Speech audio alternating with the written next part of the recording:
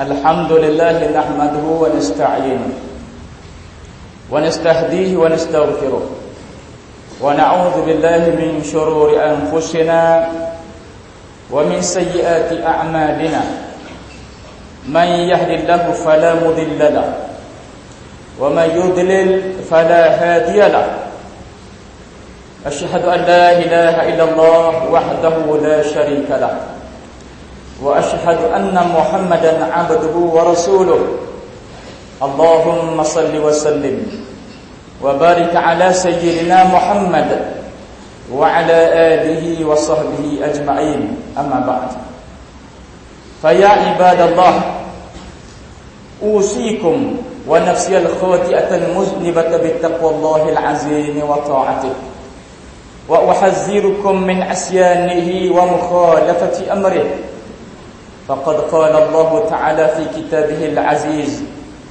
أعوذ بالله من الشيطان الرجيم بسم الله الرحمن الرحيم يا أيها الناس اتقوا ربكم إن زلزلة الساعة شيء عظيم يوم ترونها تذهل كل مرضعة عما أرضعت وتضع كل ذات حمل حملها وترى الناس سكارى وما هم بسكارى ولكن عذاب الله شديد.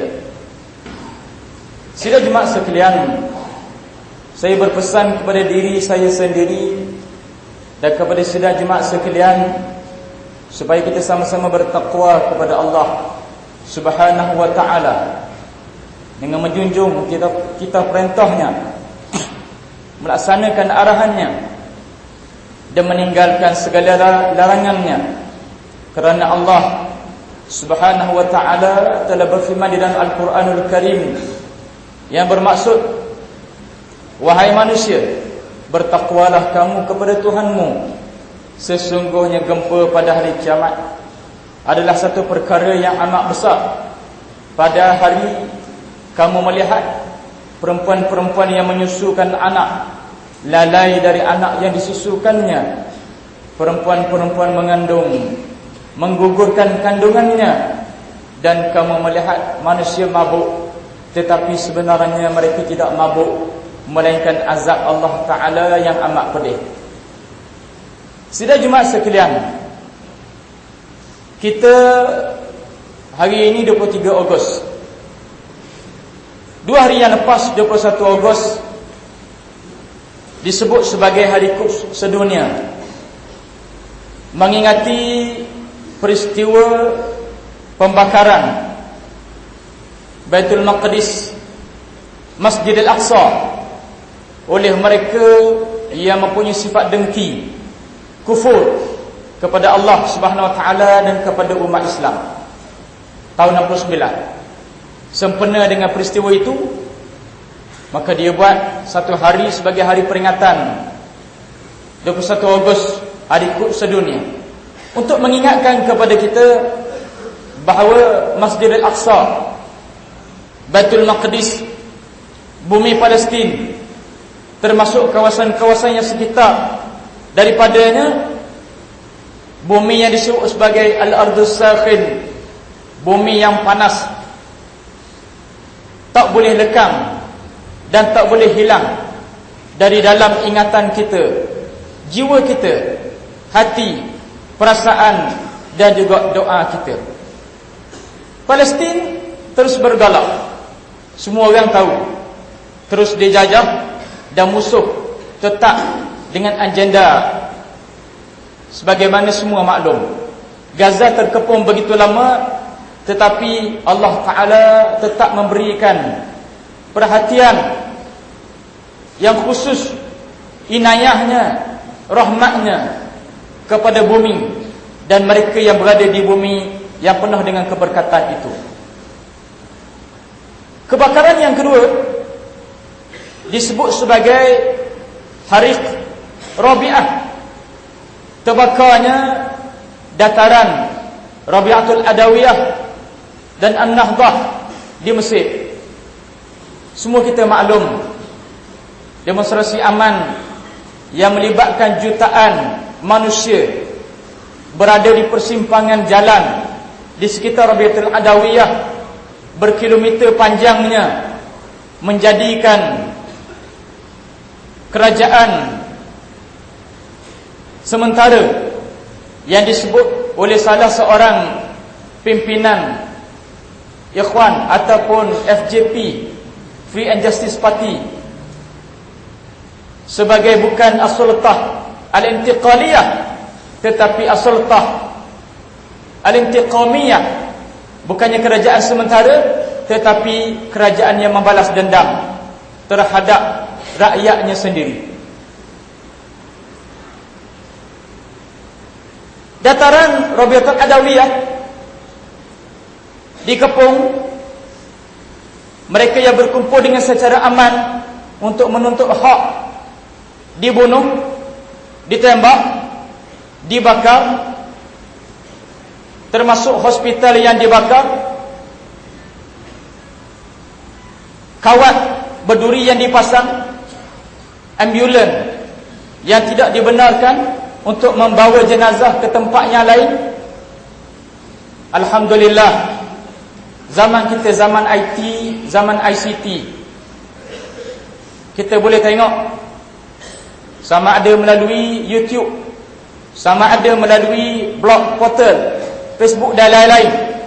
Tapi dalam keadaan ada IT, ada ICT, masih ada sebahagian umat Islam yang tak reti-reti tentang isu yang berlaku kepada umat Islam, seolah-olah apa yang berlaku ini berlaku di planet yang lain, jauh dari bumi, tidak ada kena-mengena, kerana Mesir itu bukan tanah tumpahku, di Mesir tidak ada adikku, di Mesir tidak ada keluargaku, di Mesir tidak ada hartaku, lalu kita tidak mempedulikan apa yang berlaku. Sebaliknya, dimomokkan, disogokkan dengan konsert rock Metallica yang sebahagian besar pengunjungnya adalah lelaki dan sebahagian besarnya juga adalah anak-anak muda Melayu yang berumur 30 tahun ke atas, yang masih lagi tergila-gila dengan rock tanpa mempedulikan nasib umat Islam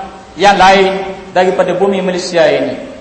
Sidang jemaah sekalian, 2 hari lepas saluran TV Al Jazeera mengeluarkan satu filem dokumentari selama 20 minit yang boleh dilihat sama ada dalam YouTube ataupun dalam TV Al Jazeera. Dokumentari itu disebut sebagai Hariq Rabi'ah, pembakaran ataupun terbakarnya dataran Rabi'atul Adawiyah. Wartawan dan jurugambar Al Jazeera, Habibah, yang mengambil gambar keadaan yang berlaku, akhirnya menjadi salah seorang mangsa yang mati dengan sebab isu tersebut. Tetapi filem itu dapat dirakamkan dan boleh dilihat dan boleh ditengok oleh semua orang, termasuk kita yang berada jauh di kemaman ini dari bumi Mesir. Melihat kepada dokumentari 20 minit itu, kalau ada orang yang masih keras hatinya, kalau ada orang yang langsung tidak tersentuh perasaannya, kalau ada manusia yang tidak tergerak pun dalam jiwa dan hatinya, menggeleng-gelengkan kepala ataupun menitiskan air mata, alangkah kerasnya hati manusia tersebut. Nyawa, darah, maruah diri umat Islam yang menuntut hak, yang tidak mempunyai apa-apa senjata, dibuat menjadi begitu murah. Ditambah dengan isu terbaru baru semalam ataupun 2 hari lepas juga, gas beracun sarin yang digunakan di sekitar Damsyik membunuh 1,300 orang, termasuk kanak-kanak yang begitu ramai bergelimpangan bersama dengan rakyat lain yang tidak berdosa. 1,300 orang di Damsyik sehari 2 hari lepas, dan dalam seminggu yang lepas 2000 lebih di dataran Rabiatul Adawiyah, dan sebelumnya entah berapa ribu lagi yang sudah terbabit tak campur dengan sejarah yang pernah berlaku, perang Balkan, perang Iraq dan sebagainya, yang menunjukkan bahawa kita sebenarnya memang benar disebut oleh Nabi sallallahu alaihi wasallam berada di akhir zaman. Dalam hadis akhir zaman yang disebut oleh Nabi, banyaknya al-haraj. Ada yang bertanya kepada Nabi sallallahu alaihi wasallam, "Wa mal haraj ya Rasulullah?" Apakah itu al-haraj? Banyak di akhir zaman. Nabi mengatakan al-qatlu, itulah pembunuhan. Pembunuhan, pertumpahan darah, harga diri manusia yang menjadi begitu murah, terutamanya darah umat Islam itu berlaku di hadapan mata kita. Bagi kita yang Allah Ta'ala masih memelihara diri kita, alhamdulillah. Masih Allah Ta'ala memelihara keturunan kita, alhamdulillah. Masih Allah Ta'ala pelihara anak beranak, adik-beradik dan kaum keluarga kita. Kita tidak menjadikan semua perkara itu berlalu begitu sahaja. Orang mukmin menjadikan setiap perkara yang dilihat sebagai pengajaran, setiap perkara yang berlaku kepada orang lain sebagai iktibar. Semua perkara yang melanda menjadi musibah kepada umat Islam yang lain juga akan tersentuh hati dan juga imannya. Itulah sifat orang mukmin. Walaupun dalam keadaan Mesir yang agak payah, terbaru bila Presiden Hosni Mubarak yang telah menjalani hukuman, yang telah menjalani pendakwaan dalam keadaan yang masih gawat di Mesir, dilepaskan oleh mahkamah dalam isu yang disebut sebagai hadiah ahram. Pemimpin Al-Ikhwan Al-Muslimun Dr. Muhammad Badek ditahan di sebuah kediaman pada pukul 2. Jurucakap Al-Ikhwan Al-Muslimun Dr. Ahmad Arif juga ditahan. Bukan calon-calon orang yang mempunyai akademik yang tinggi, doktor, yang mempunyai kefahaman tentang Islam yang tinggi, yang mempunyai akhlak peribadi yang tinggi, yang nyata pada muka-muka mereka itu ciri-ciri orang mukmin yang banyak sujud, yang banyak tunduk, yang banyak patuh kepada Allah Subhanahu wa taala. Orang ini yang kemudiannya disumbat ke dalam tempat tahanan, sel, lokap dan sebagainya. Mereka yang zalim, mereka yang rasuah, mereka yang menipu, mereka yang membohongi rakyat sepanjang pemerintahan, akhirnya dibebaskan. Tetapi di sebalik semua ini yang sedang berlaku di negeri yang namanya bumi Kinanah, bumi Mesir ini, jangan lupa bahawa Allah Subhanahu wa taala tetap menjanjikan masa depan yang gemilang buat Islam. Allah Taala tetap menjanjikan bahawa esok adalah untuk Islam. Allah Taala menjanjikan bahawa bumi ini akhirnya akan diberi kepada hamba-hambanya yang beriman. Pedoman dan panduan kita Al-Quran dan hadis Nabi sallallahu alaihi wasallam, di samping ijma' ulama dan qiyas.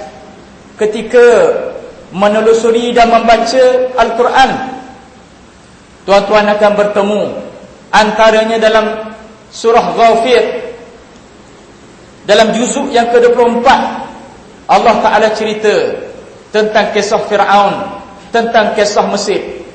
Dalam ayat yang agak panjang, yang kalau saya baca barangkali mungkin akan mengambil masa yang agak panjang, dan khutbah ini tidak lagi menjadi khutbah, tetapi dia akan menjadi satu kuliah, satu ceramah khusus berkenaan dengan Mesir, mengambil pengajaran daripada kisah Nabi Musa dan juga Fir'aun. Saya nak ringkaskan daripada ayat yang Allah Ta'ala sebut, daripada ayat 20 lebih sampailah ayat yang ke-30 ataupun ayat yang ke-40, Allah Ta'ala cerita tentang Nabi Musa yang dihantar kepada Fir'aun, ajak Fir'aun untuk beriman. Tetapi selepas dari Fir'aun melihat kebenaran, selepas daripada Nabi Musa menang dalam pertarungannya dan perlawanannya dengan ahli sihir, lalu antara kata-kata Fir'aun, wa qala fir'aunu dharuni aqtul Musa waliyad'u rabbah inni akhafu an yubaddila dinakum aw an yuzhira fil ardil fasad. Fir'aun berkata, biarkan aku ini membunuh Musa, dan biarlah dia berdoa kepada Tuhan dia. Aku takut dia tukar agama kamu ataupun dia buat rosak atas muka bumi. Ini kata-kata Fir'aun yang dirakamkan oleh Allah Ta'ala dalam surah Ghafir ini. Apa kata Fir'aun?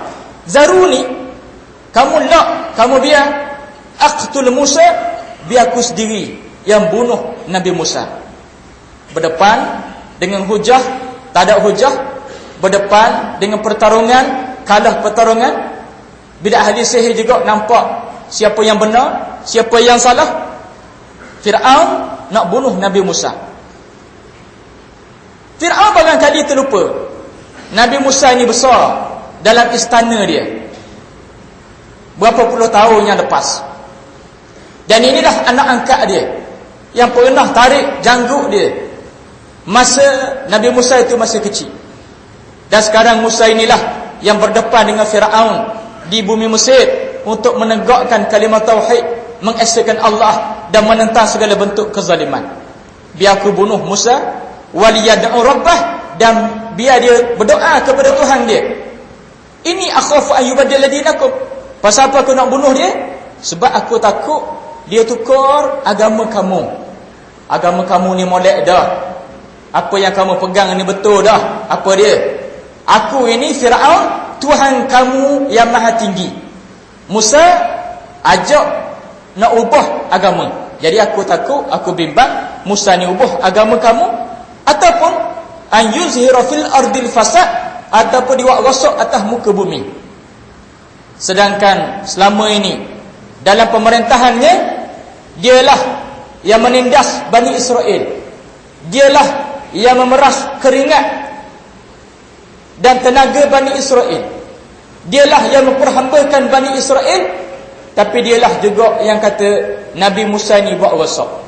Apa yang Allah Ta'ala sebut, apa yang Allah Ta'ala cerita kepada kita ribuan tahun dahulu di bumi Mesir, berulang dalam politik moden sekarang.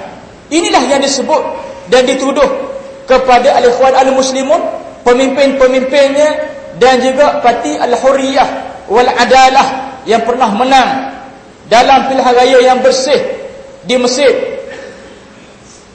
yang pernah kita sebut sebelum ini. Tak biasa berlaku presiden yang menghafaz Al-Quran, isteri dan anak-anak yang menghafaz Al-Quran. Dalam parlimen penuh dengan ahli parlimen yang menghafaz Al-Quran, majlis syura dan sebagainya. Tetapi berlaku dalam dunia moden di Mesir. Tapi Allah Ta'ala dengan hikmah yang tertentu, berlakulah apa yang berlaku.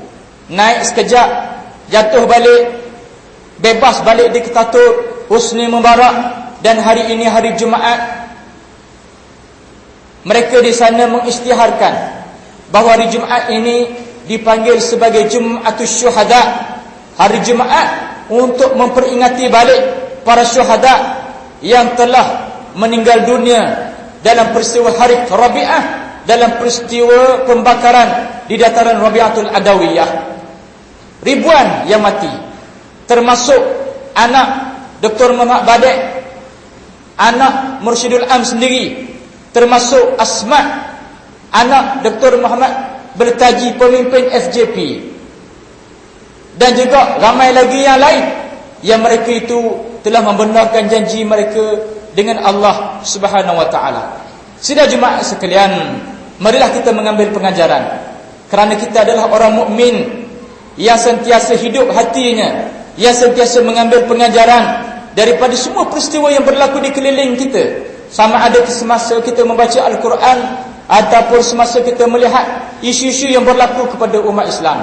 Jadilah umat Islam yang insaf, jadilah umat Islam yang sedar. Tanamkan dalam diri anak-anak, generasi, keluarga, masyarakat tentang Islam, tentang ilmu yang benar. Apa itu Islam, apa itu jahiliah, apa itu iman, apa itu kufur, apa itu pahala, apa itu dosa, apa itu syurga, apa itu neraka, apa itu perjuangan menegakkan agama, apa itu perjuangan menegakkan jahiliah, dan apa itu khalifah, menjadi khalifah Allah Ta'ala di atas muka bumi.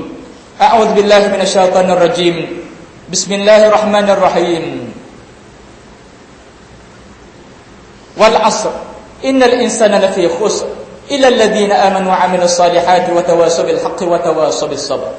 Barakallahu li wa lakum fil Qur'anil 'azim wa nafa'ani wa iyyakum bima fihi minal ayati wa dzikril hakim wa taqabbala minni wa minkum tilawatah innahu huwas samiul 'alim. Aqulu qawli hadha wa astaghfirullahal 'azim li wa lakum wa lisairil muslimina wal muslimat wal mu'minina wal mu'minat fastaghfiruhu fa ya fawzal mustaghfirin wa ya najatat taibin.